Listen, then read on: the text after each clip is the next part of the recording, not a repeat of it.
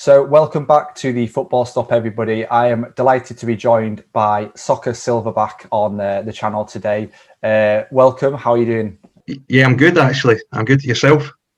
I'm very, very well, thank you. We're just speaking then about how much I love the name Soccer Silverback. It has to be one of my favourite account names, I think.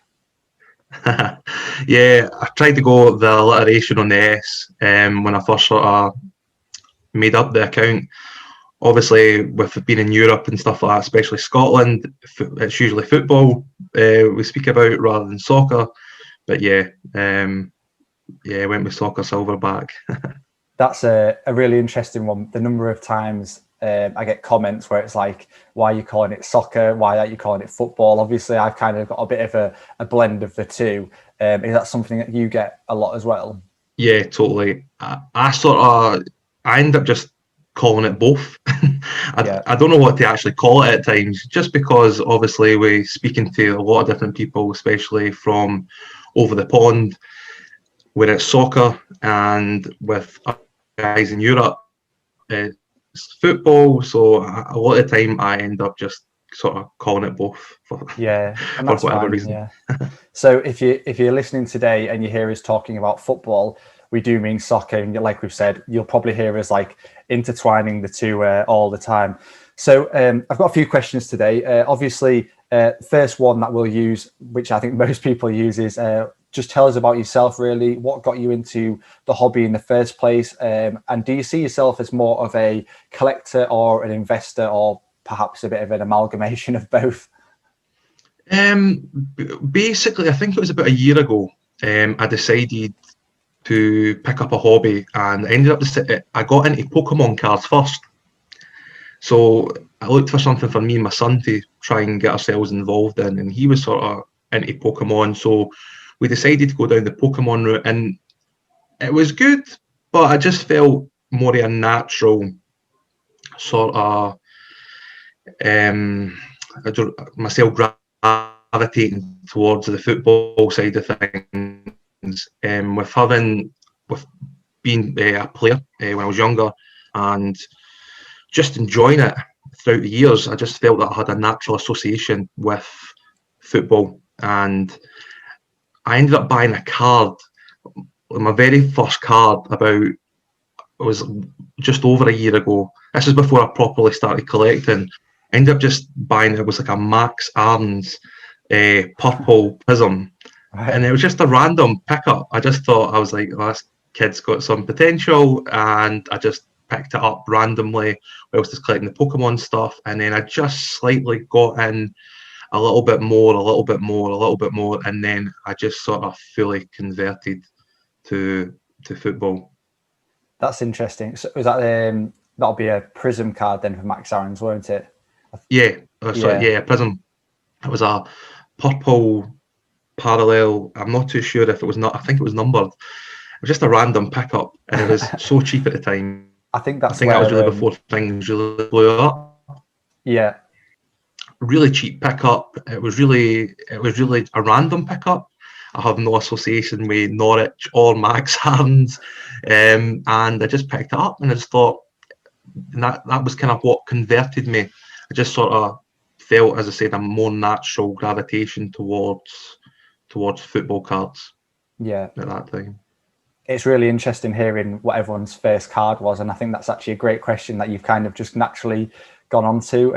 And to be fair, from some of the ones I've heard, a Max Aaron's Parallel Prism isn't the worst. It That's was, quite. It's not a bad card for your first one. yeah, it was really weird.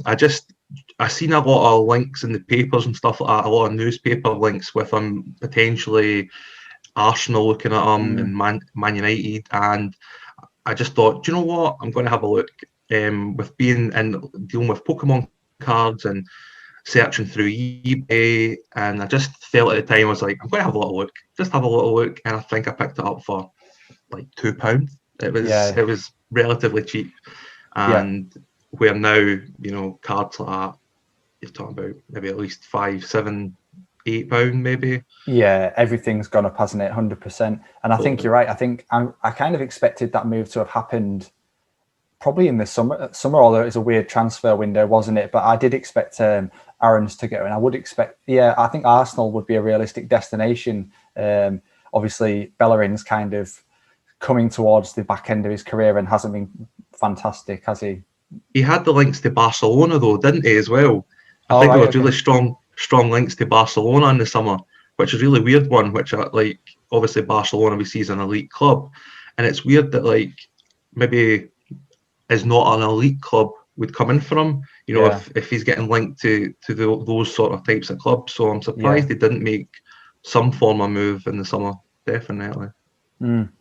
Awesome. So you obviously on social media, people can find you as Soccer Silverback.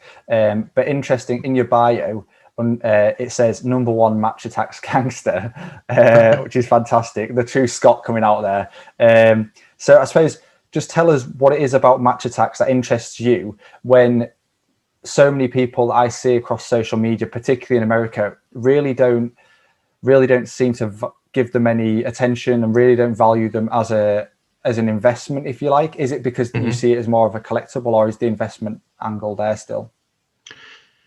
Yeah, it started with me with the autos. I think seeing, and I know Match Attax did autos before, but I think the caliber of player in these autos and the fact that product is so limited for us in the UK, and we could go to a local shop or a supermarket and we could pick up these £1 packs with the potential that you could find an autograph card. That's quite rare for us to be able to do that. Where maybe in the States and stuff like that, you can go to your Walmarts and you can potentially pick up some product here and there. With us, it's really limited in the UK, and the fact that it's readily available, I think that was one of the big attractions for me. And I think it's, I keep explaining different things on Twitter about alternative collections. I also think potentially some people are getting priced out of the market for average salaried individuals. I think if you look at the pricing of some of the product out there, one that comes to mind is like Euro Select. I think the pricing with that is like, I think it was somewhere in the region of £400 to £500 for a box. And I just personally didn't find it value for money. And I think as an individual to spend potentially 1 to 1.5 to 2 weeks salary on a product like that with no guarantee that you're going to at least maybe get that back. I just found that I see myself searching for more alternatives. And Match Attax, I thought, was a great alternative, and it just got me down that rabbit hole where I started looking into it a lot more and seeing the autographs. I think one thing I think that's quite underrated just now is potentially as an alternative collection is picking up individuals. So we'll give an example as Erling Haaland, picking up his sort of maybe every variation of his Match Attax from the start of his career, potentially to his end of his career sort of thing. So it's more of a long-term play, I think this is, rather than a quick-term flip. I don't think Match Attax is going to make you a lot of money as an investor in terms of flipping. I don't think you're going to open a pack necessarily unless it's an autograph or potentially a limited edition card. You could maybe make a little flip there. But I think a long-term play is potentially collecting Gio Reyna as another one, because there's different variations of these cards as well. I think you've got Bundesliga have their own Match Attax edition. We've got Match Attax that is put out elsewhere throughout the world. So I think there's different variations of cards, and I think Haaland, even this year and this season, potentially has 6 cards that is just Match Attax, which is quite a lot, but at the same time it can be picked up at a nice price. And I think that's a good thing. And a lot of people, what I hear from a lot of people is, one, it's a kid's game. So that would be one thing I hear quite a lot. But my argument against that is things like Pokemon. Pokemon has numbers on each individual card. It has because it's a TCG or trading card game.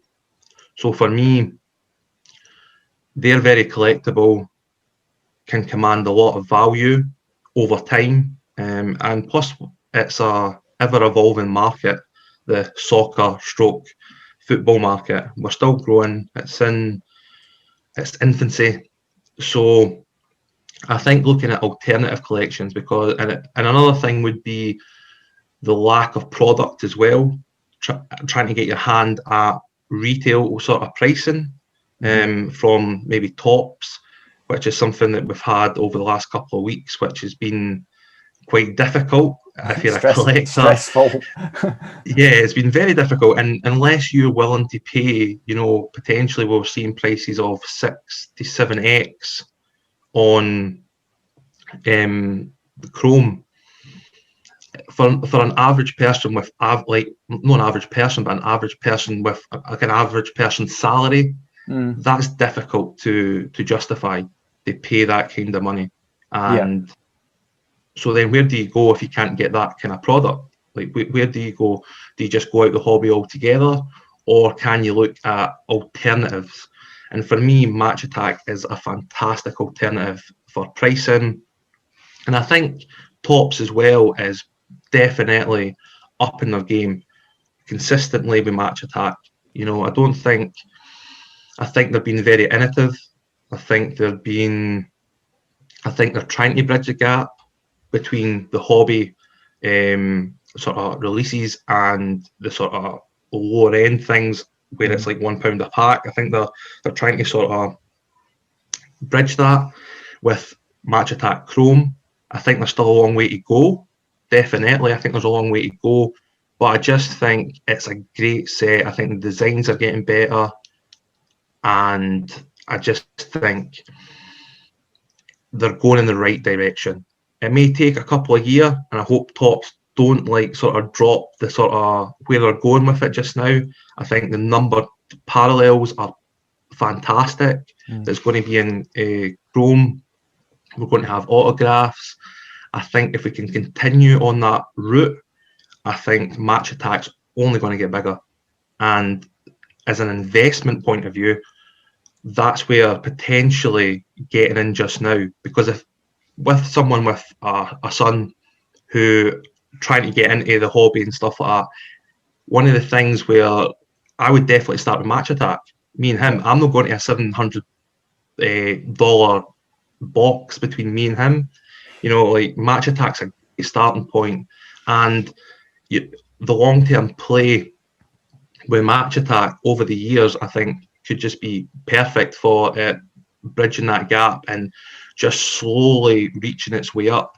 It may never reach the premium product sort of level, and that's fine, but I think it'll have a huge demand in years to come. Yeah.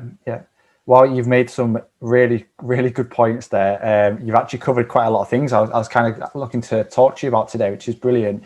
I think something that stood out for me there is the idea of Pokemon. And obviously, like you say, one of the criticisms Match Attax gets from you kind of more premium collectors, if you like, particularly when it comes to rookies, is this aesthetic appeal to them. Yes. And obviously being covered in numbers. I was going to grab one just to kind of make the point, but everyone knows, I'm sure, what Match Attax looks like. And like you say, Pokemon is very, very similar, isn't it? So yeah, if you compare to, let's see if I've got a Pokemon card like hanging around. I mean, yeah, that like you can't say like that's not. Yeah. There's not much difference, is there really? No. Yeah, the value of Pokemon, like you say, has gone crazy. So I think that's a really interesting point.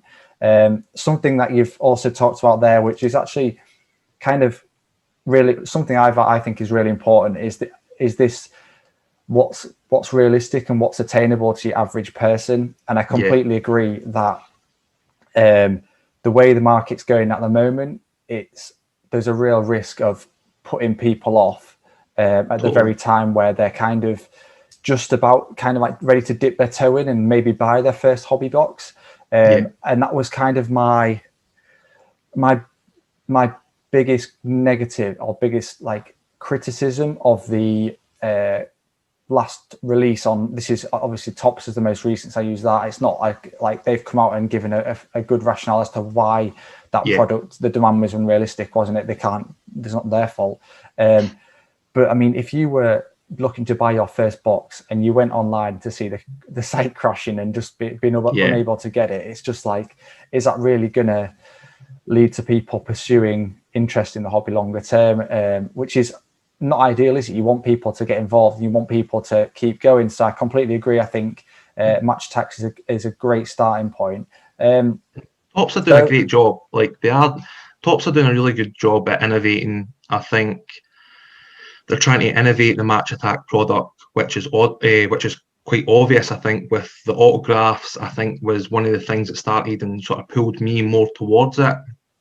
I think that's an attractive proposition because guys, like it's hard enough to try and get a Ronaldo autograph card or Messi or Haaland, without paying thousands of pounds.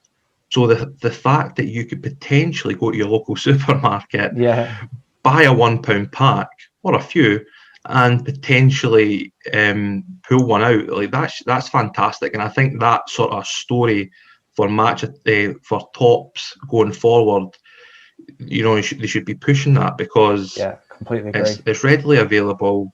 It's there. It's printed in high quantities. But another thing I would say about the quantities, because that's another issue in terms of a lot of investors and collectors. I think that they say, because they see it's readily available, I think you look who really collects Match Attax, and previously it's been kids. It's been based at kids. Now, we've all been kids. We know sort of the setup there. What happens usually if you're a kid is you'll pack these cards, you'll see who you've got, and you'll get some nice players. You'll put them to the side, you'll put them in a drawer, and what happens usually is mum or dad will come and tidy the room, and in a couple of months' time they're in the bin, they're in the bin. So what I'm trying to get at there is, although the quantities are high, like how many of these cards are going to be in good condition in like X amount of years? Because kids collect them. Kids aren't getting their penny sleeve out. They're not getting the top loader out. They're not putting a nice little collection.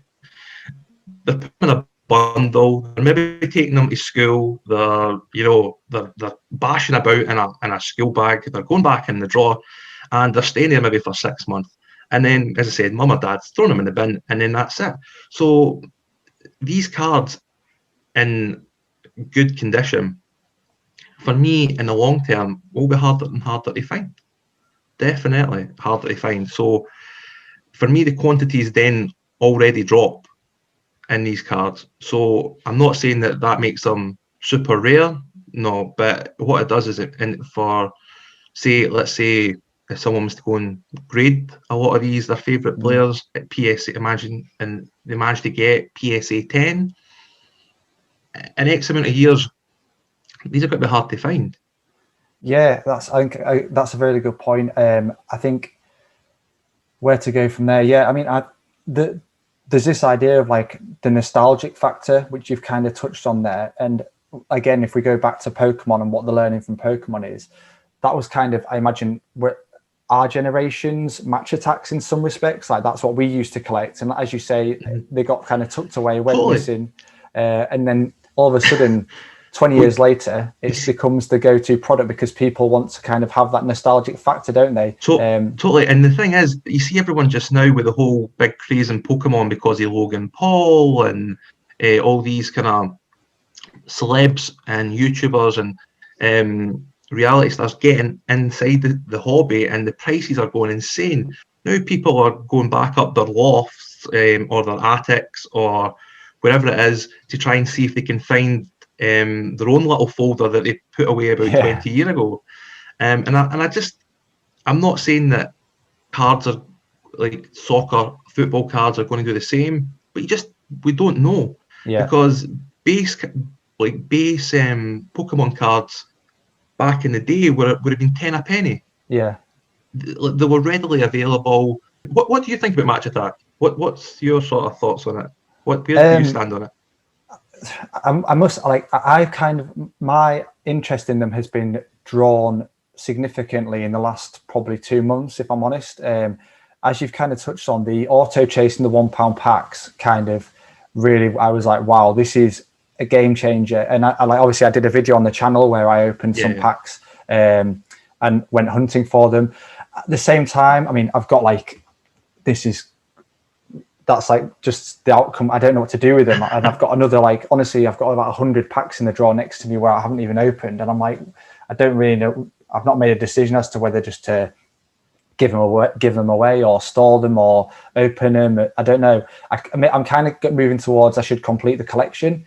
So I think, as you've touched on, the autos were massive. That ability to go down to the shop in the UK and buy something for £1 is a game changer, and something that I'd love to see other products kind of trying to do. That'd be really interesting. So that was massive. The other thing that I've looked into with Match Attax is the limited edition side of things. That's where my kind of I suppose that's where I'm really focused at the moment around Match Attax. The ones that you can only get in certain magazine releases, particularly likes of like Haaland, and we've not really spoken about this, so it might be a good way to go. But my understanding is obviously within packs like, see if I can dig one out. There we go. So within the packs like that, you can pull 100 clubs. Is that right? Yeah. So you got 100 clubs, and what else can you get in there? I think there's various limited edition cards that are available. So I think there's bronze, silver, gold, and there is also one that someone actually just brought my attention to. It's a Timo Werner. There's a blue limited edition I hadn't seen before, and I think it was only available through something in the Topps website. I think if you got your own card made, so I think it was pushing people to make their own card. And I think basically you would get a Timo Werner. Now, them themselves are going for about £30-40 on eBay just now. So, there is some nice pickups that are out there. And that's where my attention really is, because I was watching some Haaland gold limited edition ones on eBay, and I know that they went for over £10, which in Match Attax is quite a bit, but then in comparison to the other stuff I'm buying, I'm like, well, that's so cheap, it's worth the gamble. And you've already said, no one's grading them. No, exactly. And I think the gold, I think a lot of people got them from, I think it was a magazine. I think it was say Match magazine that's released in the UK. And I think if you bought that magazine, you got Haaland Gold limited edition Match Attax. So it's pickups like that I think are really, really good. And I think the grading aspect to it as well is a real interesting one. I think, especially of your favourite players, we know there's a lot of people out there that have got personal collections of particular players. And I think for those type of people, picking up those sort of, whether it be Messi, Ronaldo, picking up those sort of PSA 9, PSA 10 preferably, and those type of cards would be lovely additions, I think, to any personal collection of those particular players. Yeah, absolutely. I think that's a great point. I think you're kind of making me want to go looking for Match Attax as we're talking.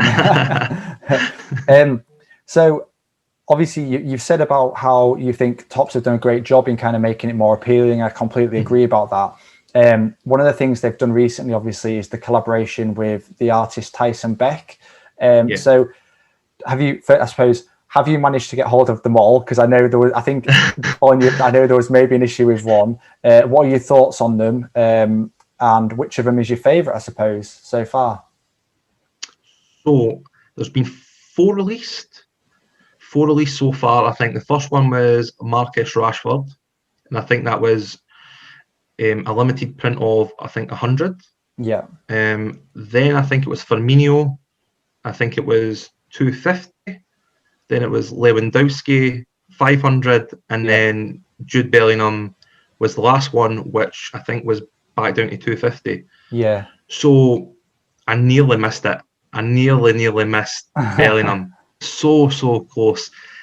Once you sort of get into the sort of the way Topps release things, you start realising patterns and when they might start dropping things. And usually it's around about 4 p.m. Yeah. on any particular day. Could be any day, but usually it's around about 4 p.m. UK time. So I think that particular day, I had just put out a tweet about saying, watch out, guys. I think between Wednesday, Thursday, and Friday, there might be like the next release, because I just presumed that's maybe when it would be. And I took my own advice. So we got to Friday. I had a little look on the website, nothing there. I think it was between 4 and about 4:30. So I thought, it's fine. I'm all right. I'm safe. It'll be next week. So I put my phone down for maybe an hour or 2 hours, and it started sort of blowing up. And I was like, what's happening? What's that? So I went and had a look at the phone, and then I'm lucky someone had tweeted me about, oh my goodness, like, look at this. It's like Bellingham's been released. Now, this was about 6 p.m. Yeah. So then I'm thinking into panic mode, right in there, Topps website sold out. And at that point, I was about crying. I was about tweeting like all different types of like stuff. And then someone was like, but check Topps Germany. So I went and had a look, and luckily enough, I managed to get that card. It was still available in Topps Germany. So I was very lucky, but they seem to have hit the community hard, and people are going crazy for them. Yeah. They are, in terms of an investor point of view, they're going for some crazy prices. Yeah. Just now on eBay. So I've got 4 of them just now. I think the designs are also really nice. Like Tyson Beck, I think, has done a really good job at it. The 4 that we've seen so far, I think the 4 players have been pretty good so far. I think there's another 4 to go, I think. Right, There's 8. I think there's 8 in the set. So there's another 4 to go. So it'll be interesting to see maybe who that's going to be, who the players are going to be. But I think it's another addition, another string to the sort of bow for Match Attack. And I think it's the way it's maturing, and it's sort of trying to bridge that gap. I think this definitely helps, especially with these limited edition runs. I think the designs. I think Tyson Beck's obviously well known for doing other collabs with Topps in different sports. So I think it's a perfect fit. Whether some people think that or not, with the whole, because of the number, he's kept true to the Match Attack style of card. Yeah. In terms of, he's kept the like sort of the trading card game aspect of it, there's a couple of numbers usually on each card. But I think that keep him true to the Match Attack design and fashion as well. And I think they're really lovely cards and really nice pickups. And I think if you can get your hands on all 8, then you should, because I think when you've got the 8 of them and when you look at them, in my head I'm thinking, I'm putting these bad boys in a frame. Like Nice. That's the kind of the way I'm looking at it in certain collections. Like I want to get the 8 of them, and I want to potentially put them up in a nice little frame. And yeah, I just think that's the way I'm sort of looking at it. And I think they're lovely designs, but I would say I really like the Lewandowski design. I think that's my favourite so far. But completely agree, mate. Out of them all, pretty good. I like, to be honest, I like them all. I like them all. But Lewandowski, I really like his design, probably the most.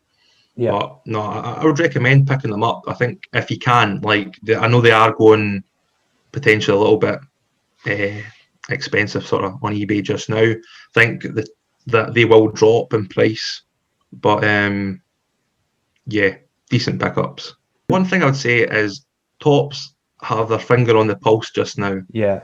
like, regardless, there's a few issues there. There's a few little negatives that with stock and stuff like that, but I think they have addressed it in regards to the demand and where they were last year compared to this year, and and it has went crazy. We all know it's been a different level. So, but they do have their finger on the pulse. I think with the Makoko cards as well, and like the last couple of weeks and the print runs, and I think with the Lost Rookie stuff as well, with them all selling out pretty fast, they have their finger on the pulse. They know what people are looking at, and as collectors, we're eating it up. Yeah, I mean, and I think people need to remember that it's a business. Like, sometimes with the criticism, it's like, ultimately it is a business, and if it was your business, you'd probably be doing exactly the same. But 100%. the one thing that I'm really kind of positive about with Topps is their engagement with the community, and their willingness to take on board the feedback, to come out and speak to people. Obviously, we know Dan is very active on social media and in terms of letting people know what's going on. And I think that's a real positive. I think the same is starting to happen. Obviously, I don't know if you've seen this, but Futera are now more active on social media again. Obviously, they struggle in terms of the fact that they haven't got the big licenses like Topps have, which brings about the question: what's happening with Panini? Why are Panini not engaging with kind of your more premium collectors? Obviously, we see a lot of engagement between Panini and stickers in the UK and Europe. Yeah. But I've not seen anything around Chronicles, around Prism, and around the higher end products, around Select, for example. For me, I think I think Select was a couple of months ago or whatnot. I think the fact that you can still buy it, like it's still like readily available in certain other like markets in Europe, I think speaks volume. Where Topps just now, like, I had a little moan about it the other week there. I think as a collector, you want to be involved in those new releases, those new sets, but the pricing for Topps was, I think, it's fantastic. The pricing, like structure, where Panini, as you said, they just not having that. I think they've lost the sense of sort of community, where Topps just seem to be on it. They just seem to be, and I think that is the way to go. I think there's more people with eyeballs than there ever has been, probably, on sports cards or soccer or football cards or stickers just now than probably there's ever been. And you see there's loads of people out there creating great content like yourself, and I think they just need to be more active. They need to speak to people. They need to let people know what's happening, and I think they need to take a little leaf. And there's nothing wrong with putting your hands up and just, we've not been as active, but taking a little leaf out of Topps book, and especially some of those cards. I could honestly, like, I think for about a couple of weeks solid, every day I was buying something from Topps. Yeah. And it was just because I was like, oh my God, like, that's so good. Like, I want that. I want to be involved in that. I want to be involved in that. That's new set. I want to be involved with this. And Panini have just sort of stuck to the same old, grudging out the same product and just take it, like it or lump it. Like, this is the price. This is it. You either buy it or you don't. And I think with Topps, as you said, with Dan being active on the community and other people as well, it's just nice to have that sort of, if you have a question, that you can maybe put it out there and people are willing to engage with it. And it's peace of mind, where if there's sort of, I think if you start putting walls up where there is with Panini a little bit, I think there's like, don't have that same sort of communication level. I think it's harder. Yeah, absolutely. So it will be interesting to see what happens over the next year. I'm very excited. Obviously, it's such a different place now. It's a different hobby to what it was 12 months ago. So what it will look like again will be interesting. So I think that's fantastic. We'll losing my voice. We'll wrap it up there. I suppose let's finish with what what's the most important thing you've learned since jumping into the hobby that you could pass on to anyone else that's just kind of starting to get involved? What have you learned? So what I would say is be careful what you buy, in the sense of, I think it's good to admit you make mistakes. And I think for me, I sort of had a scattergun approach and I just sort of bought everything. And like, especially when I first started, I didn't really watch any content or listen to any content. I didn't consume it at all. So I just went out and just bought stuff. And I think sometimes there's a lot of content creators out there just now, which is great. And what I would suggest is keeping an eye, see what these people are buying, why are they buying it, sort of question yourself, like, oh, they're buying that because of this, or they're buying that because. I think looking at consuming that content can only help you. And rather than sort of coming in fresh, you just, all right, I really like that player, especially from an investment point of view, because a lot of people have got into the hobby purely for investment and stuff like that. From an investment point of view, I'd just be careful with what you buy, and as I said, consume content. And as I said, there's a lot of great content creators out there that are putting out really good, informative stuff. Not just entertainment and stuff like that, but they're really informative stuff. And I think keep your eye on that, and just be careful. Just don't go in, with 2 feet to start with. Just ease yourself into it. Don't just pick up stuff for the sake of picking it up. Really think about what cards mean to you, or teams, or players, and the reason that you're picking up a card. Don't just do it just for the sake of doing it. So that's kind of, don't have a scattergun approach would be my biggest. That's brilliant. I think that's a really nice place to wrap this up. Some fantastic topics there, some really interesting thoughts and insights. So again, I'd just like to say thank you for joining me on the channel today. I really appreciate you taking the time to do that. So last thing, where can people find you on social media? This is your time to do that. So basically Twitter, Instagram, and TikTok is probably the 3 best places just now. So I'm Soccer Silverback for all of those social media platforms. So just anyone, if you want some alternative content. And it is brilliant content. I particularly love the work on TikTok. So make sure you check that out, guys. It's a great account. So thanks again, and we will speak to you again soon.